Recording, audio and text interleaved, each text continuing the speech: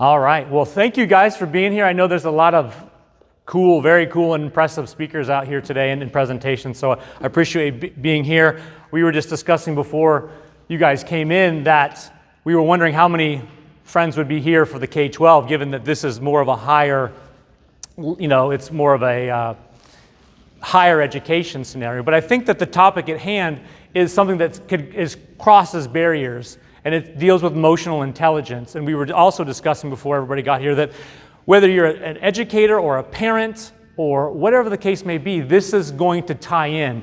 And this is something that if we can teach them in the beginning, that they're not going to wake up, as we were saying, at 30 thinking, where did I go wrong? And that helps with whether you're in college, in high school, elementary, and middle school. Now, before I continue, I just wanted to kind of give you a little idea who I am as I'm handing out these little poppets and trinkets. Elementary school teachers, we got to have the treasure box, you know what I mean? I have a whole box of them, so please take handfuls as you leave if you'd like to. But I have taught third grade for years, and now I'm a physical education teacher. And guys, come on in. And it's a situation where I have been able to been in the classroom with my blinders on, and I've been outside in the specials department where I see everybody. I've been blessed to won multiple awards for education. The one I covet the most is the Hillsborough County Ida S. Baker Diversity Educator of the Year.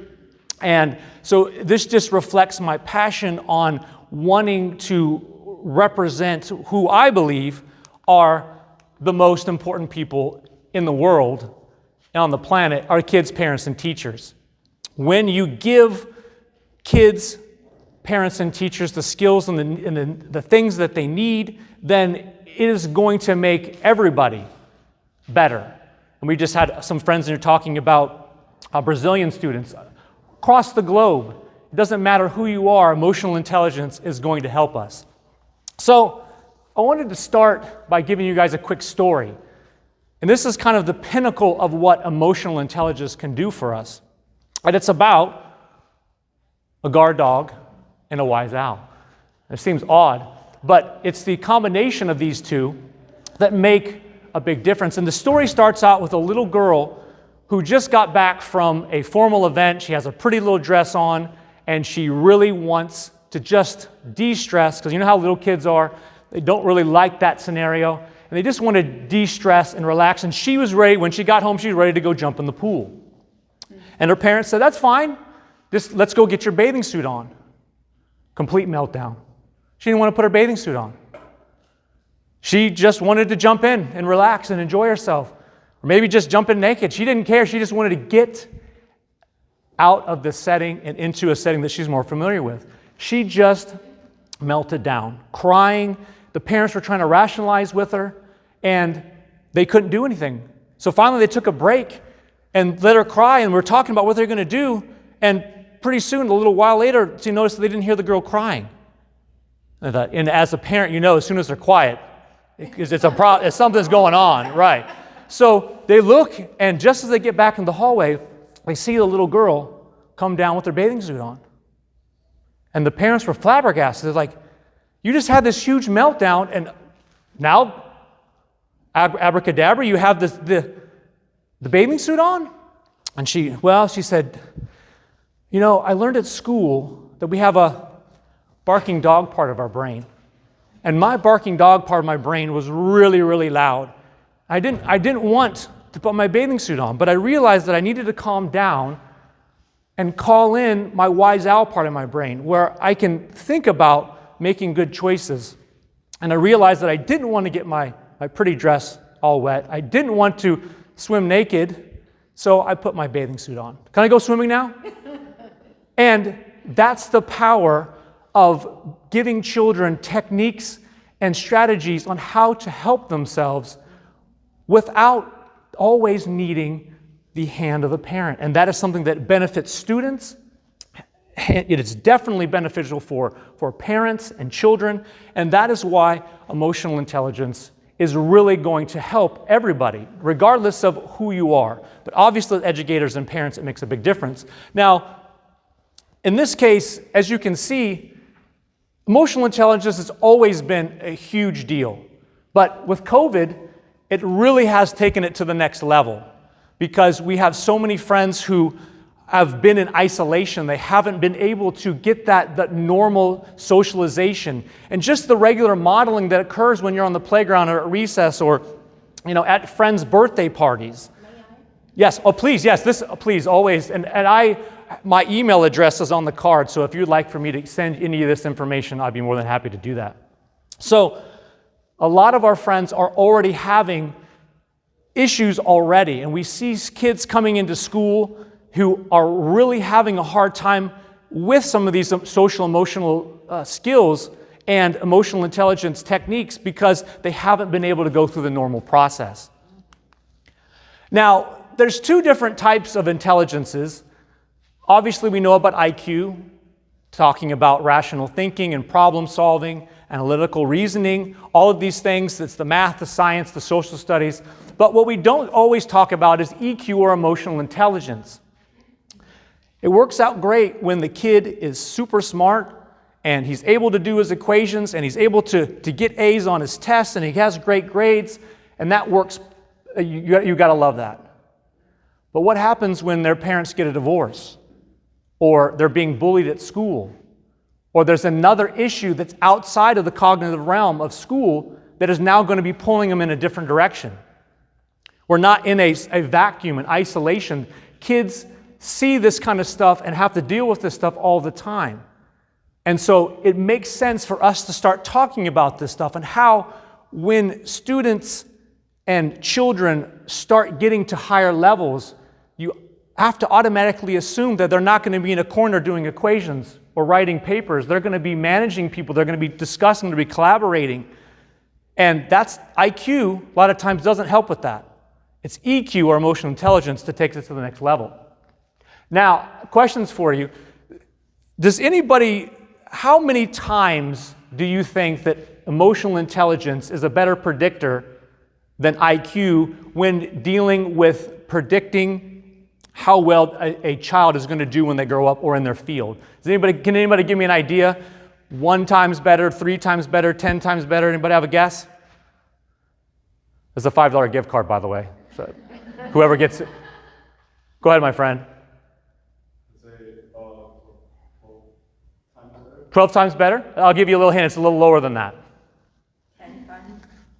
It's actually 4 times greater. Now, it doesn't seem like a lot. I mean, I would love for it to be 12 times greater, but it's 4 times greater than a IQ in predicting a child's success or a person's success. Well done. Thank you for being by the way, I just snuck that in there. I'll be getting a lot more hands later. I'm sure. That's once again an elementary style. So, and we'll be talking about that later. So 4 times greater in determining students or children as they grow up in their field. And the other one I thought was super interesting was that people with high EQ make $29,000 more than people that don't have high EQ, or EQ.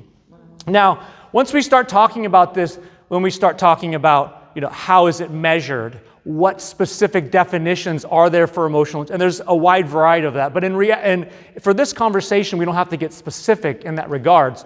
But there's a lot of different ways to measure that. They're improving it all the time.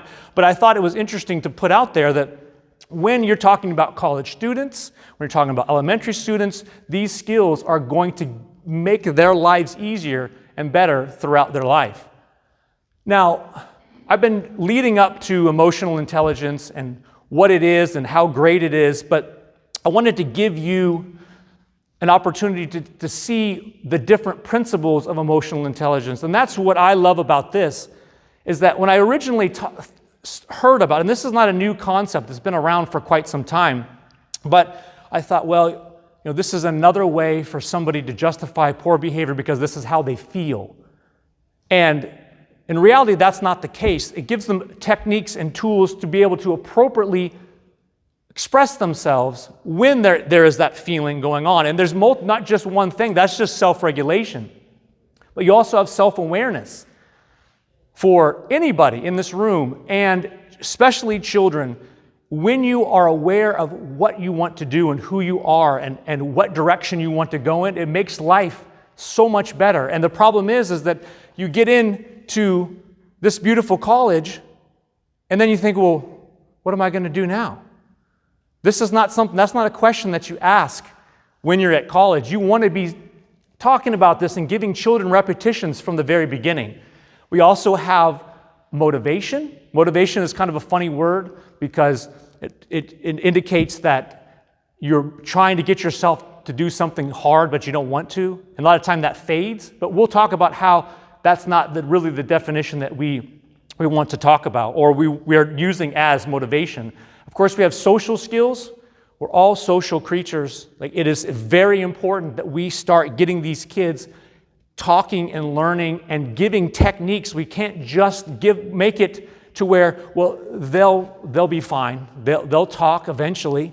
But there's strategies and techniques that allow to help them with that in these scenarios. And the last one is empathy. Empathy is something that makes a big difference when, and we'll talk about this later, how you're creating a risk-tolerant environment in any scenario where you're allowing people to fail and not be ridiculed for it. Because that's when the true boundaries are stretched. But in order to, a lot of times for that to happen, people around you have to be empathetic, and they don't want to be treated that way, so they don't treat other people that way. This is a little, we call this a turn and talk in our education department. And what I'd like for you to do is, now that we have talked about the different parts of emotional intelligence, I would like for you guys to kind of get in groups of 2 and 3. So you guys are kind of already in there already. And our friend can be, there we go, double up. And talk about which one of these or the combination of these would help you in your whatever endeavor that you're in. Before we continue, are there any K-12 educators here? No K-12 educators? Kind of give me an idea. Is everybody like higher education? Everybody's higher education, which makes sense. They did mention that there's a small percentage of people that are K-12 or deal with K-12, within their own endeavors. But I'm still interested in seeing how this could help you in your whatever environment that you're in. And as my friend has seen, for our friends who participate, we have the little goodies here. So go ahead and talk about it. Which one of these would best suit you? And I'm interested in seeing how higher education friends could use this in their endeavor. So go ahead. Give you a couple minutes.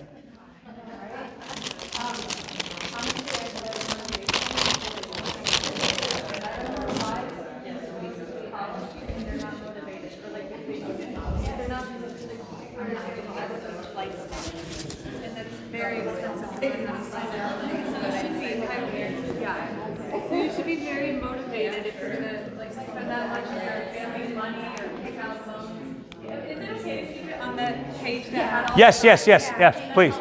I like your style. Yeah, good point. So like maybe the top is big. I do feel like you are emotionally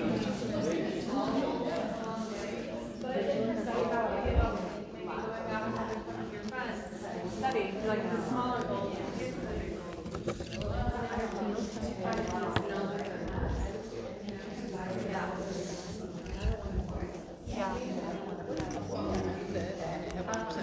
Ladies, did you guys get a goodie already? I have not.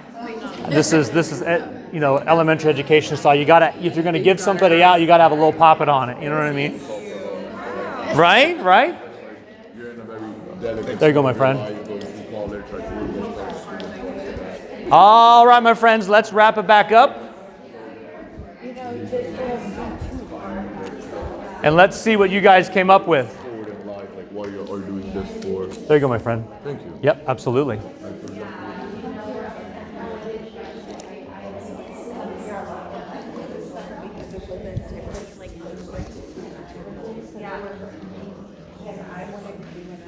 All right, I'm impressed that you guys are continuing with the conversation. This is something that's intriguing to you guys.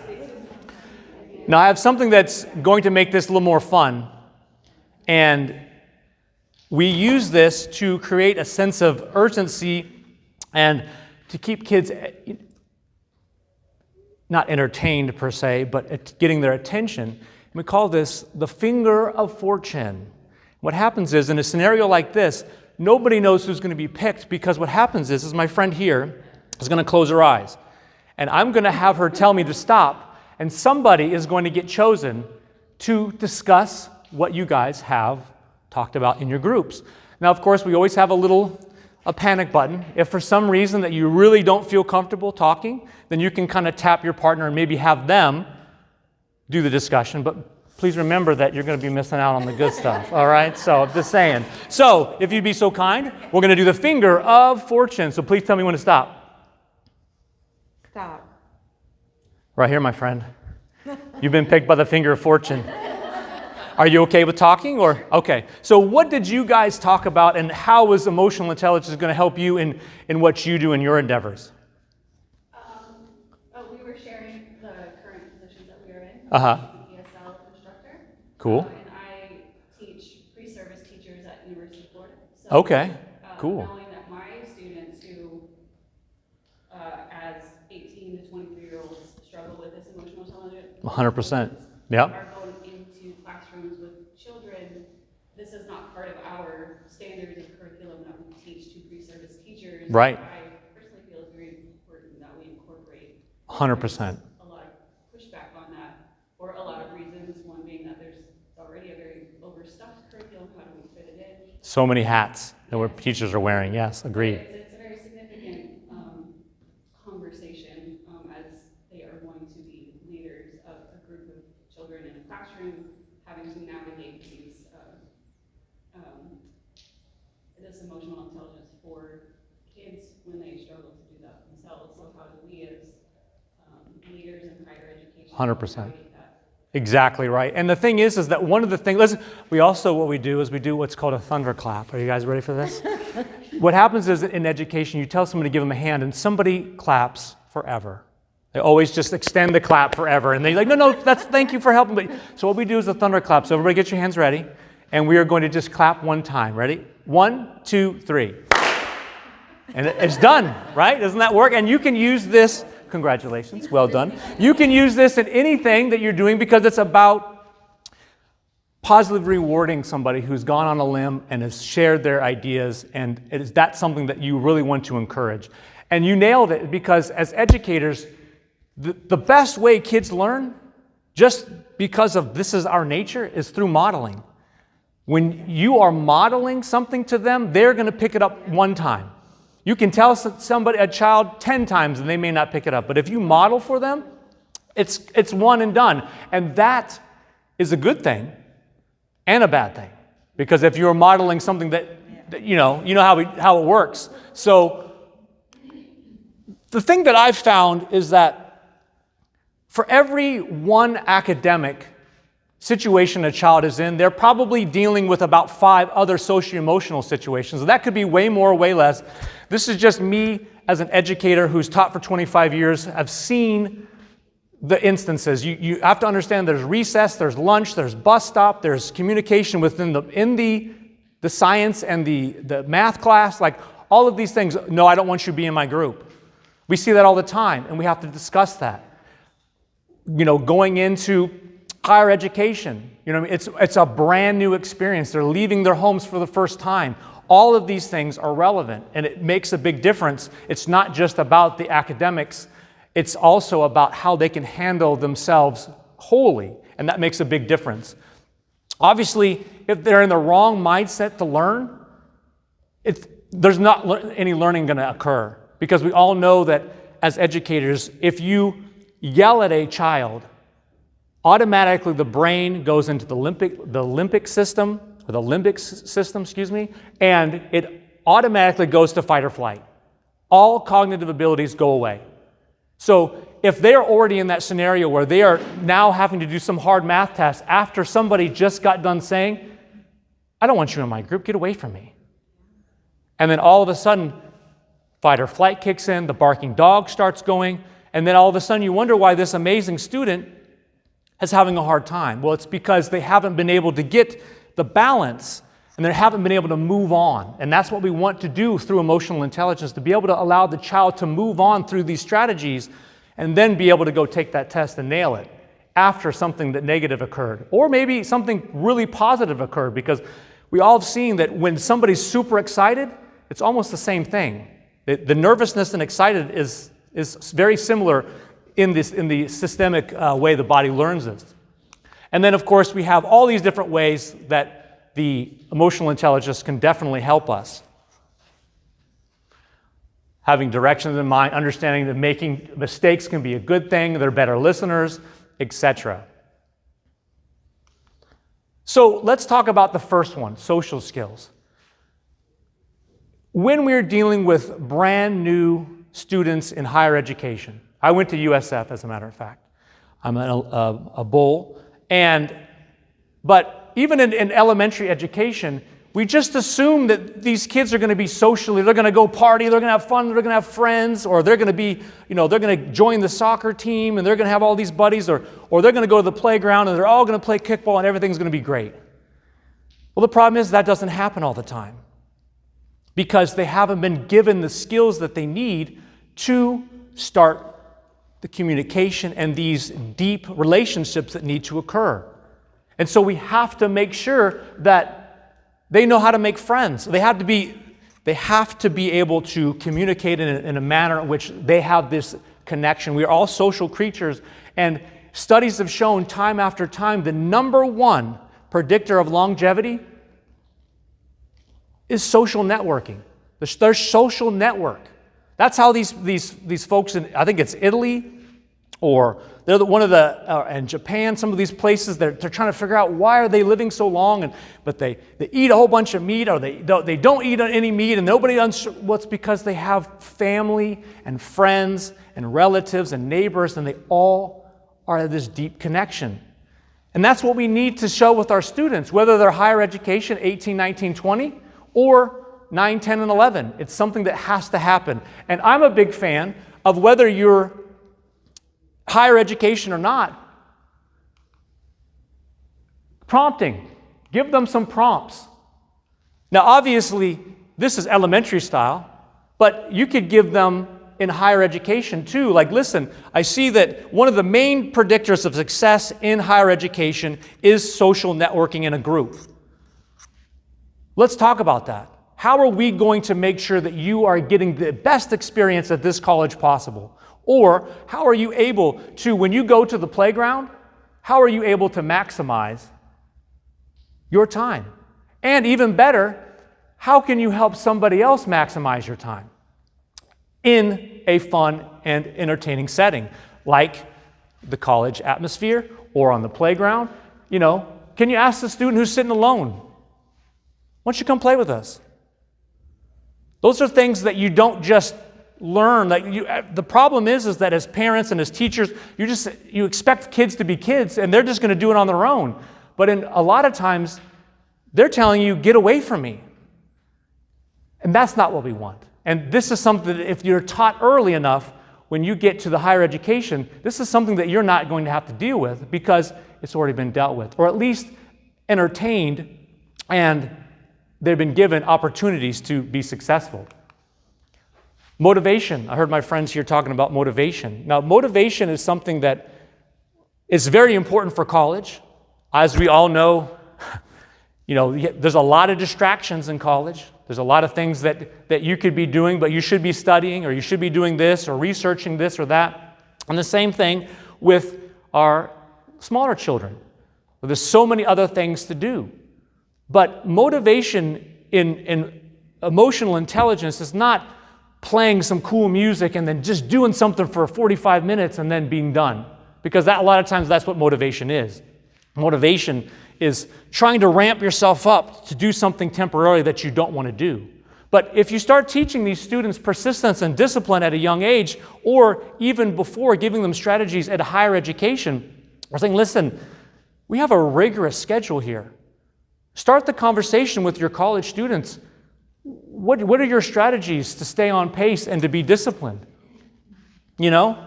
Because it makes sense to get an idea of whether or not they have the strategies that are going to get them through the long run. And obviously, you guys probably already have rigorous standards already that probably the students that don't have the quality that you guys are looking for. But at a younger age, this is something that makes your life easier, because as they're going on, they realize that it's discipline. It's doing the hard things even though you don't want to, but you do it anyway.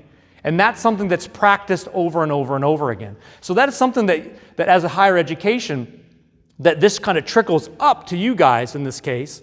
And if it's not part of the traditional teaching, ideas, then this is, for higher education, this could be something that could be something for the students to think about and given resources to help motivate them in the long run. So of course, some of the things that we do in elementary or in K-12 is starting intrinsic and going intrinsic. A lot of times when you start extrinsically, you positive rewards, you get some sweet coffee, right? You know what I mean? You give them some celebration, you do some good stuff, and then eventually they see the rewards piling up, and all of a sudden, like, wait a minute, I am a good student. I'm a good soccer player. Oh wait, you know what? I actually got that paper published. Like, I am that person. All of a sudden, it turns in from, oh, where's my coffee card, to, wait a minute, I really am impressive. But it has to start with some of those extrinsic. And then, of course, a big one that can help both little kids and even adults like ourselves is that to take away the outcome.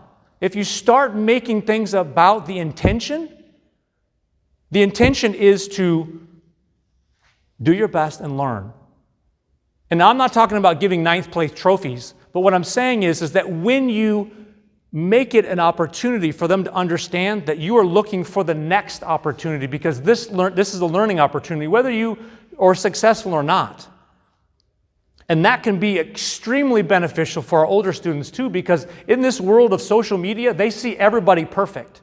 They think that they're just going to drive up and step into their university and they're going to get A's and they're going to publish this paper and their professors are going to give them a high five, and they realize that that's not the case because they weren't given an opportunity to understand that it's about the next thing. The intention is about making mistakes and learning and moving on. And of course, self-awareness is something that's, I think, is one of the biggest things that you can teach a human being. Because when you are given the opportunity to understand who you are, what you like, you dislike, what direction that you want to go, and I'm not talking about do you like chocolate or vanilla. I mean, that's nice that the nice person, the clerk, is not having to wait for you for 45 minutes to make a decision. But this is a situation where when a child or a older student has the drive has the self-awareness to know which direction they're going to go, it makes your lives a lot easier because they're not switching their majors 6 or 7 times because they've already been given the repetitions. And the story that I love to tell is about Arnold Schwarzenegger.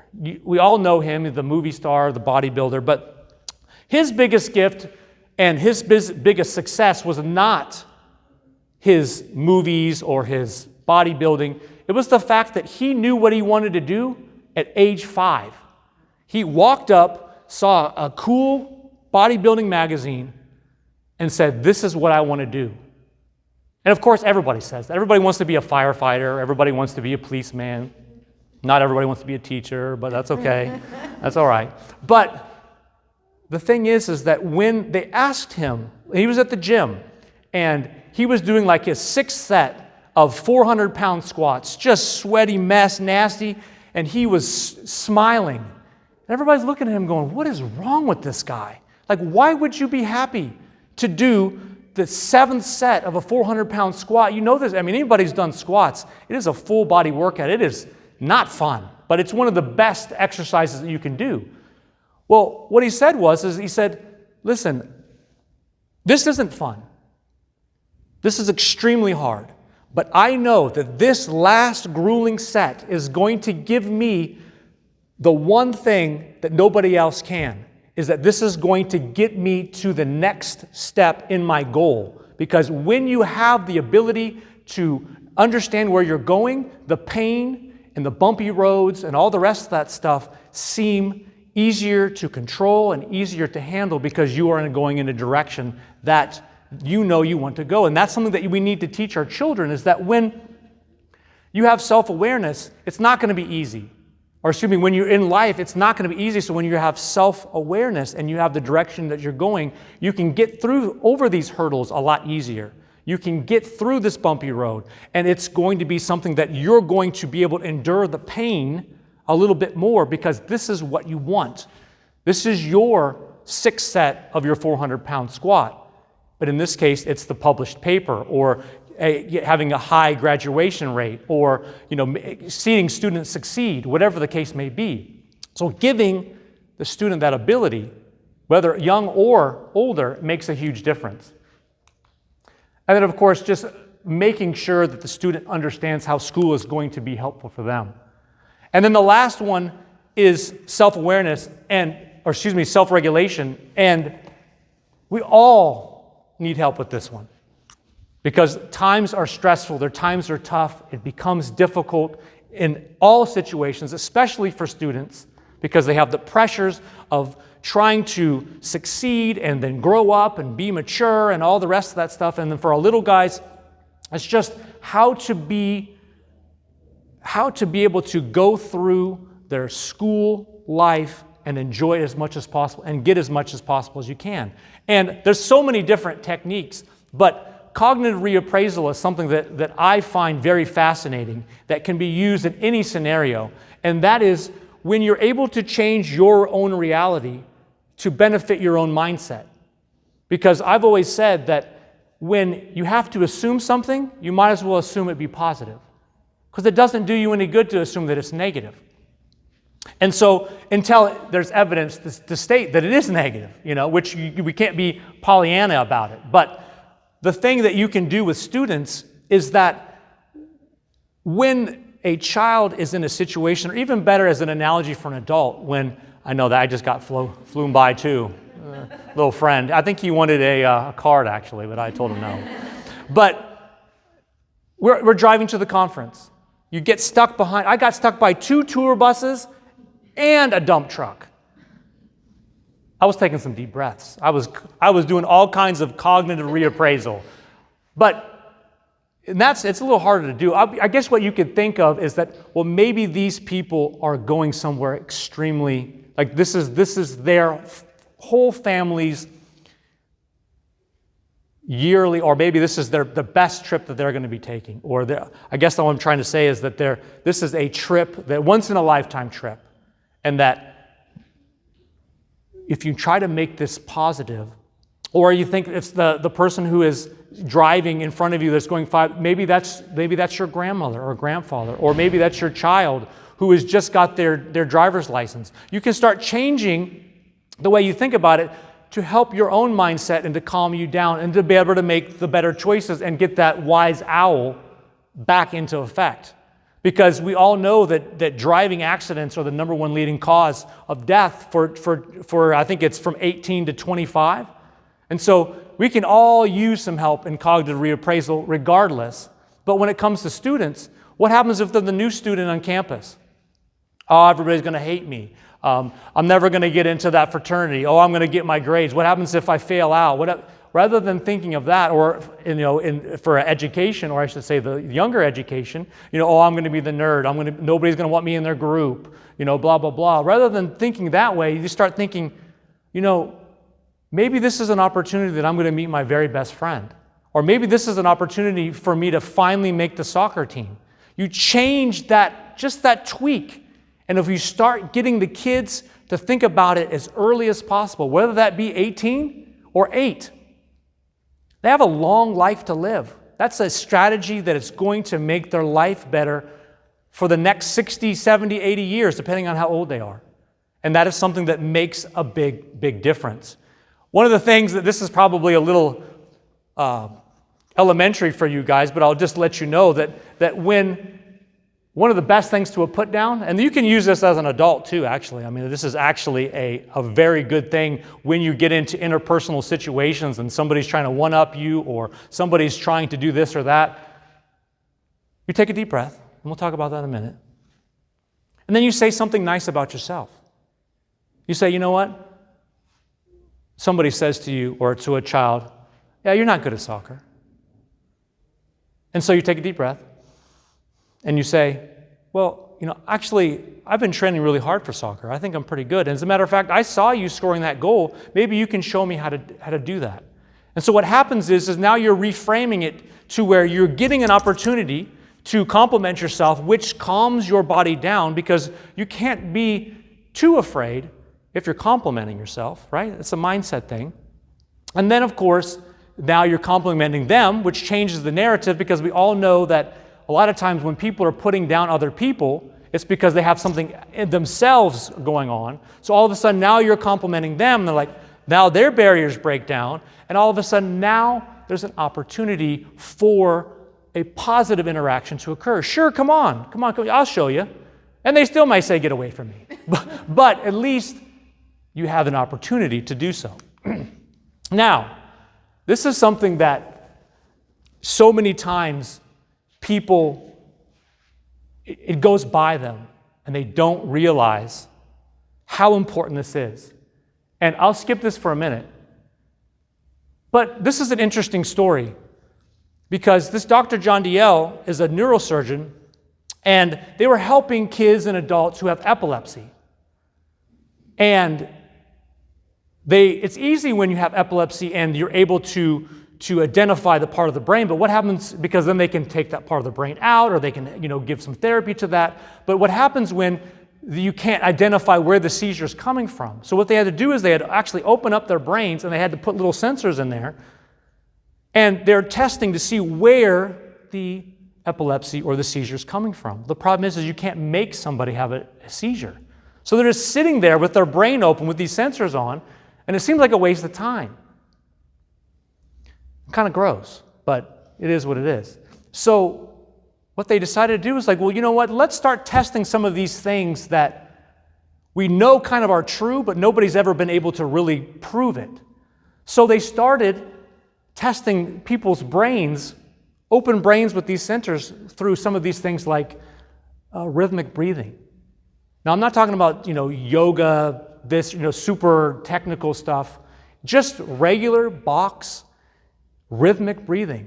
And what they found out, as you can see, that when they do that on the brain scans, it mimics the activity of those on Valium or anti-anxiety medication. We all know we should take a deep breath, but nobody does because it's like, yeah, that's just, I've heard that, but that doesn't work. But they're starting to have hard evidence that it does work. And wouldn't it make sense to have students, regardless of their age, have a technique that is the same as going to getting a prescription to a doctor, but it's free and it takes a minute? Wouldn't that make sense to start teaching them that right away? So that anytime they get into a situation, the first thing is to take a deep breath. And I know that it's hard to tell a 18-year-old to take a deep breath. For you guys, I don't know how this, you can, but it still equates to them to understand, to help them be able to regulate themselves so that they can make better decisions. Because that's what we want as teachers of higher education. We want them to be on the path. Let's say they have all of these things and they're balanced beautifully. They have the IQ, they have the EQ, they're moving in the right direction, but it just takes one mistake, one wrong word, and all that success can be over. If you have the opportunity to change that, if you have the opportunity to give them a strategy to be able to calm themselves down, bring in this case, the wise owl, or the prefrontal cortex is what it's called. That is the decision-making part of your brain, and give them an opportunity to do that. Now, the This is called infinity breathing. I won't go too much into it, but this is something that actually works really well for you, for me. And what it is that you put it on your hand. Actually, what I want you to do real quick is kind of cool thing. Put your hand out and then make an 8 or an infinity sign. But as you do the loop, take a deep breath up and then breathe out on the other loop and do it again. Now, do you notice that just because the breathing is helpful, but do you notice that the tactile feeling, it kind of calms you down, kind of allows you to relax? And this is something that, regardless of whether you have students or not, there's some times where you need to go in the corner and do the infinity breathing. I mean, you just go, you're like something's going on. Like you need to get that barking dog quiet, regardless of who you are. So this is something that, regardless of whether you are an elementary educator or a higher educator, when you have the ability to help your students or yourself, for all that matter, when a kid comes in strutting in there and telling you that he's going to get a full ride scholarship, you better make that happen, blah, blah, blah, or whatever the case may be, then this is a way for him to check himself or her to check herself and you to be able to make a better choice for yourself. Now, the last one is empathy. This is a hard one to teach. This is something that has to be practiced. It has to be discussed. It has to be given an opportunity. I'm a big fan of role modeling or making a little play and talking about what to say. And I know that this may or may not be something that you can do in a higher education setting, although this is something that's beautiful for teaching teachers. Being able to teach this as a strategy for teachers is a slam dunk. And one of the best things about empathy is that it creates an environment of risk tolerance, as I mentioned before. When a child feels like they can make a mistake, when a 19-year-old feels like they can raise their hand in the middle of 1,000 kids in a group setting and give their idea to the professor, this is something that and the room is a risk-tolerant environment where they feel like they can express how they feel and give their ideas. When that classroom setting is set up like that, there's no limits to what the children will think of, whether they're 8 or 18, because we've all seen where a child will say something and you're like, I'm 40-something years old, and why didn't I think of that? You know what I mean? Because they just have that ability to come up with something, to be able to have the nature of their brain, their innocence. And when they can keep that going with a risk-tolerant environment where they're able to give their opinions, they're able to have that ability, and that empathy is what starts that.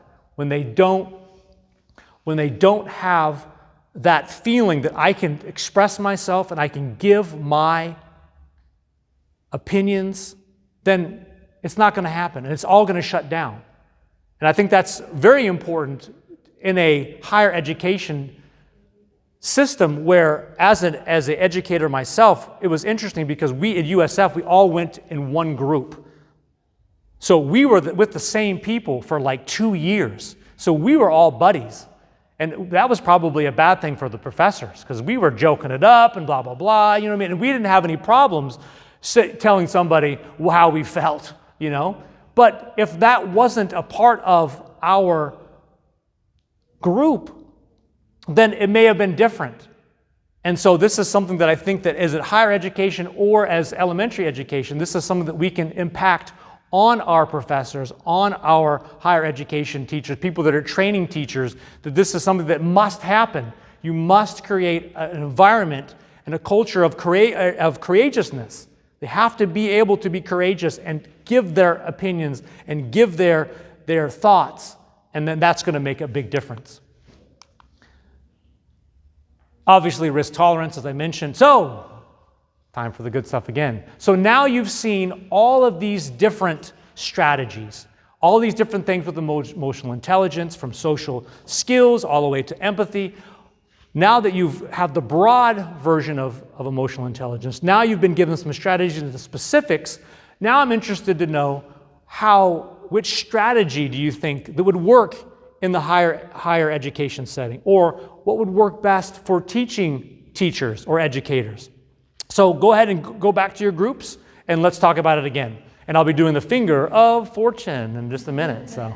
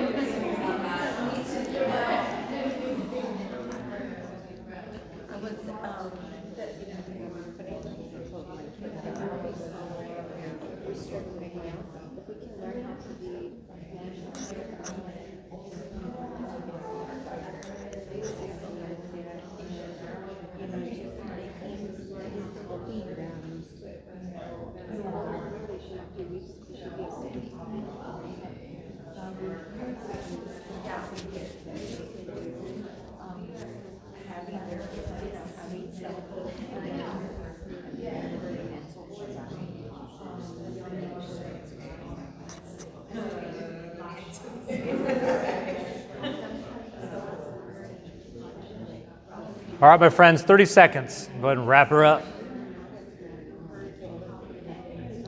Yeah. They really do. They all come back, right? As far as what's motivating goes,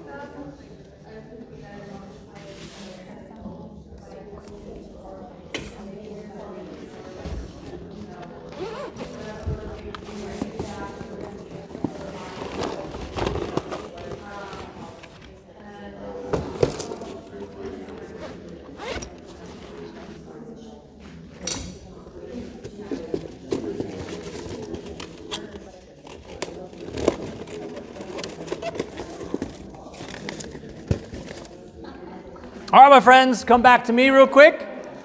I'm very impressed that you guys are able to have such an engaging conversations about this. This makes me feel good because I really feel that this is super important. So what I'm going to do is I'm going to give my friend an opportunity to be the finger. I'm going to have my other friend. Will you be the eye closer? Okay, she's going to be the eye closer. Like I said, in class, I have them turn around, cover their eyes, because they're like, and stop, because they want to pick their buddy, you know what I mean? So are you ready? I know she's good. We're good. So here we go. Tell me when to stop. stop. Oh, this table is super lucky. So, my friend, would you like to tell me? What's that? I think this is a ploy. What was it? So you get the double up? There we go. Yes. So we were just discussing how, as a culture and society, we were trained to think that vulnerability is a weakness. Agreed. And when boys, like for example, boys are trained to not cry, Yep. or they cause a disruption in class, and the teachers punish them. Yep. But rather than focusing on it as a weakness, maybe we should uplift children and adults too to embrace vulnerability as a superpower and to make empathy as a superpower rather than not regulating their emotions and causing disruptions or whatever the case would be. Right. Maybe we should uplift each other to be vulnerable as a good thing. Right. And encourage that environment where that can happen. Where when somebody is having a bad day, it's how many people can come over and help them versus how can we ignore that person crying? Because at the school that I'm at, it's a lower socioeconomic, it's a Title I school. We also have children's home. We have multiple students whose parents have lost their custodial rights. And so a lot of social emotional issues there. We have a lot of different friends that fit that category. And the beauty of it is that when we can, like you said, would be great is to be able to keep that child from crying. Not that crying is a bad thing, but give them the strategies to be able to get them to the point where they didn't feel like they got so emotionally overwhelmed that they had to cry. You know what I mean? Yeah. And then you get in a situation with elementary where the crying is actually a form of attention because of the fact that they see everybody else getting the cuddles. And so it can go both ways. But I agree 100% that when you can make empathy a superpower, when you can make, positively reinforcing another child and uplifting another child as a superpower. Kindness is a superpower. All the things that we talk about in SEL, it makes a big, big difference, and I agree. And I didn't forget your goodie. Thank you. You're welcome. Now, I know, listen, it's only $5. That's like 3 sips of coffee. But at least I'm a big fan of getting people in the right direction. You know what I mean? So this is the right direction. So as teachers, we always have a lot of hats.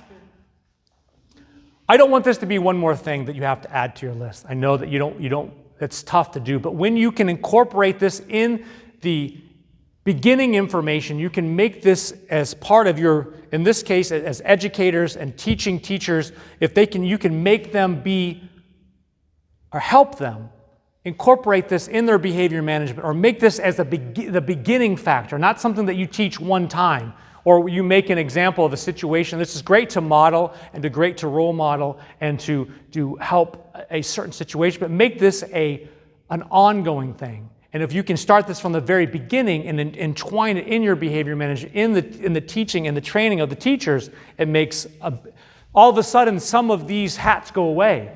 You don't have to necessarily be the therapist and the coach and the counselor and the referee, because that's being handled themselves. Unfortunately, you're always going to be the janitor and the nurse. It's just the way it happens. It's just the way it's going to go, you know. So these are some of the things that you can do in the classroom. That's something that obviously, I don't know if many of you actually are in the classroom, but a couple of the cool ones are make a friend game. You know, you come up with different ways to make a friend. And it's a lot of times it's icebreakers. You know, even when you do an adult group setting, you know what I mean? You talk about something good. Each thing go around and talk about something good. Get their mindset right. Wouldn't it be nice to talk about something good to get that flow going, and then it continues? And then the last thing is actually a little personal story. My daughter, 4th grade. She's awesome. But she's almost a black belt in Taekwondo. She plays soccer. She does, obviously she's almost a red belt in Taekwondo. I said that already. She's just starting softball. She's doing all these things. Obviously a super proud dad. But one time she comes in and she says, "Dad, I've been hearing you talking about this social emotional stuff, and I got to tell you a story." I was like, "Oh, this is either going to be really good or really bad." You know what I mean? So, but she said, "Dad, I was making these marshmallow catapults, and a kid came up to me and said," her and her partner, as a matter of fact, "yours is not going to do very good." And she was like, she stopped. She said, "Dad," I paused for a minute. She didn't say deep breath. I wasn't disappointed, but that's okay. But she paused, and she said, I didn't say anything to him. I turned to my partner and I said, "Listen, you know what? I think that he is probably saying that because he didn't spend as much time on their project as we did on ours." And then I just moved on, Dad. And that's what you want to do. You want to be able to teach your kids to be able to move on.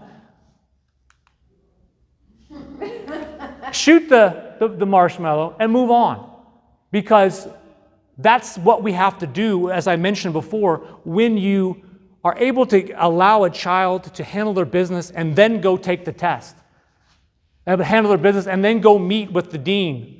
Or and be able to have these bad, horrible things that happen in life and still be able to continue on. And that's what we want. We want our children and our college friends to be able to do that. So my friends, that is the end for me. I also am the founder of Best Kids Solutions. It's a media group, and it's for parents, teachers, and educators, and for kids. And I'm obviously super very passionate about that. So I would love to be part of your community. I'd love to get some higher education friends in the community to kind of see how this can trickle up and then obviously trickle down as it refers to the teacher training. As you guys have talked about, that a lot of the stuff, I'm just one person, but if this is something that gets to be a national thing where we can convince our friends of the benefits of this, that when new teachers come in, it really does going to help the kids, because once it starts from the beginning, once they get to you guys, life is good. So I appreciate it very much, and that's the evaluation as well. So thank you very much. Yeah, we have to do the thunderclap. Oh yes, the thunderclap. Here we go. 1, 2, 3. There we go. That's it. I have opened up the box of treasure. So I know you guys may not have a classroom to give them out to little friends, but please take them for your family and kids. And you know, who never knows? You never